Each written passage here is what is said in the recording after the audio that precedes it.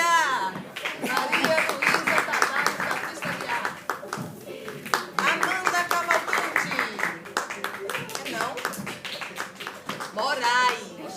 Meu Deus, eu erro sempre. Alba Kalina. Júlia Nazário. Gabriela Cristina Pontes. Alane Carvalho. Mel Beatriz. Maria Vitória Mendes. E Maria Luísa Magalhães. Agradecimento a Júnior do Sesc, a Metro Produções, apoio do Sesc, a Isabela, que ajudou muita gente. Aqui, ó, paredão aqui para agradecer, gente. Foi lindo!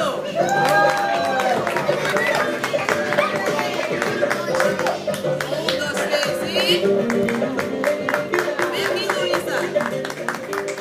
Parabéns. Convido aqui a Edivane Batista e Rui Aguiar aqui pra frente. Ela quer pegar peito. Foi lindo, ó. Podem sentar agora. Senta aí onde está mesmo, aqui, ó. Senta aí para receber os certificados de conclusão da oficina. Vocês gostaram? Em breve, em Hollywood, estaremos. Por favor, eu convido a Edivane Batista e Rui Aguiar a ficarem com elas, né? Deixa eu entregar logo o certificado, pode ser? Vem cá, por favor. É Alane Carvalho. Isso aqui é dela, ó.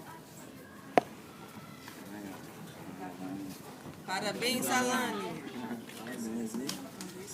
Vem cá, Vani, também entregar? Por favor.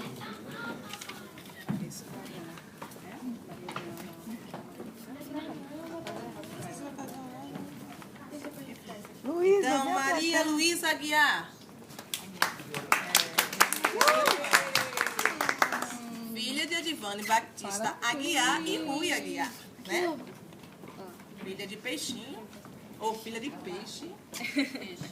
Paloma Durão receber das mãos de Rui Aguiar o seu certificado.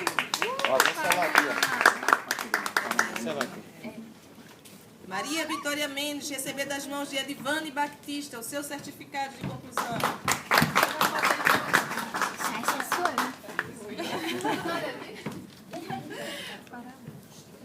Mariana Mendes receber da mão de Rui Aguiar seu certificado de conclusão do curso. Fala, Mariana. Maria Clara Cordeiro, não veio, está com problema de vinho. Maria Luísa da Silva Marques é a prima dela. Gabriela Cristina Pontes Viena do Amaral. Vieira. Eira. Ai, desculpa. A projeção local. Dá um abraço, Gabi. Parabéns. Olha que você vai ser bem...